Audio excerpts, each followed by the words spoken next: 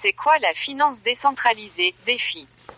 Si vous vous intéressez à ce qui se passe dans le monde des crypto-monnaies, vous avez certainement vu apparaître dans les derniers mois un mot, une notion devenue aujourd'hui désormais incontournable, la DeFi.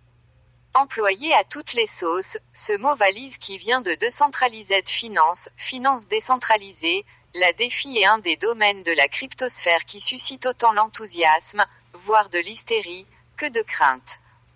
En effet, si beaucoup considèrent la DeFi comme un secteur très prometteur et révolutionnaire, d'aucuns mettent en garde face à la frénésie ambiante et l'explosion fulgurante de la valeur totale bloquée, TVL, qui atteint presque au moment d'écrire ces lignes les 10 milliards de dollars. Cet afflux extrêmement intense de capitaux n'est pas sans rappeler la folie de 2017 qu'il y avait eu autour des ICO dont la plupart des projets sont aujourd'hui passés aux oubliettes. Voyons donc ensemble ce qu'est la DeFi. Finance traditionnelle ou décentralisée, une histoire de confiance. La DeFi, c'est tout simplement l'équivalent de notre système financier actuel, mais en version décentralisée, c'est-à-dire sans les intermédiaires, les autorités centrales, les tiers de confiance comme les banques. Dans la finance traditionnelle, pour envoyer de l'argent à quelqu'un, vous devez passer par ces fameux intermédiaires.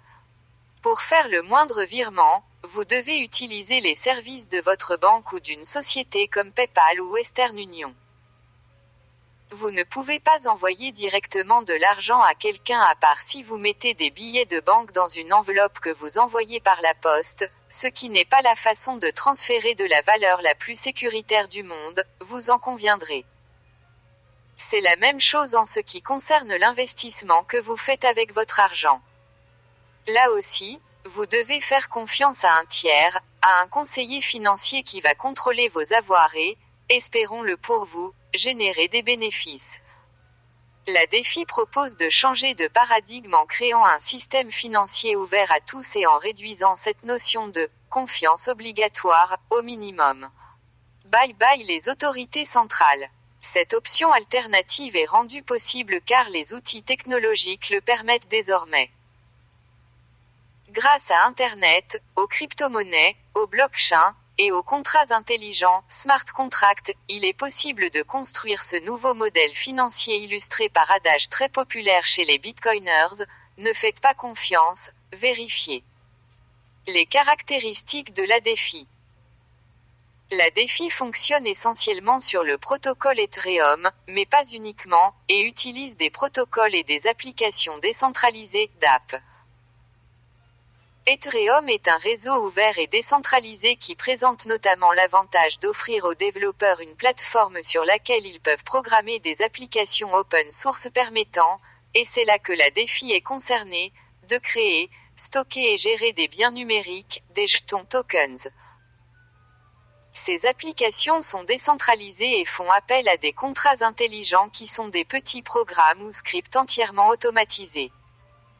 Grâce à eux, il est possible d'établir des ententes complexes et irréversibles entre différentes entités sans qu'il y ait besoin de recourir à un intermédiaire comme dans le cas de la finance traditionnelle.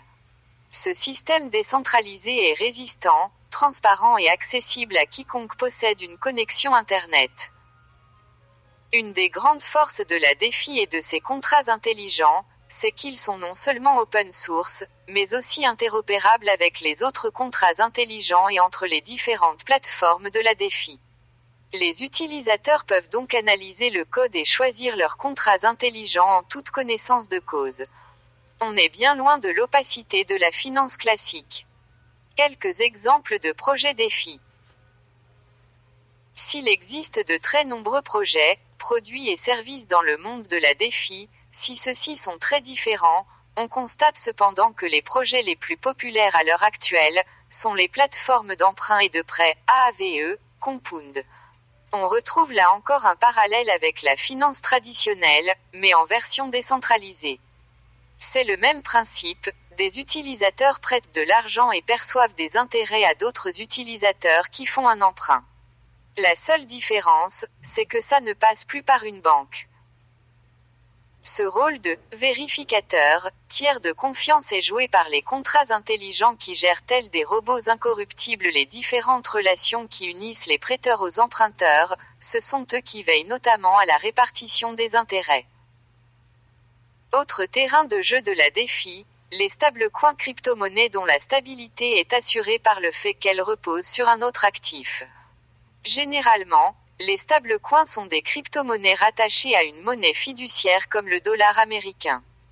À titre d'exemple, le DAI est un stablecoin adossé au dollar américain et garanti par l'Ether ETH. Un DAI égale $1. On notera que dans l'univers de la DeFi, les jetons servent aussi à la gouvernance d'un projet et donnent aux utilisateurs qui en possèdent un pouvoir décisionnel. Dernier exemple de projet DeFi, ce sont les échanges décentralisés, aussi appelés DEX, Uniswap, Curve Finance. Il s'agit d'échanges crypto qui ne possèdent pas d'opérateurs centraux. Le trading, les transactions se font de manière entièrement décentralisée, encore une fois grâce aux contrats intelligents. Pour utiliser ce type de plateforme de trading, il n'est pas nécessaire de vérifier son identité KYC. Bitcoin, déjà de la DeFi. Si le mot de défi est devenu récemment très à la mode, il faut bien comprendre que la finance décentralisée est née avec Bitcoin, le 3 janvier 2009.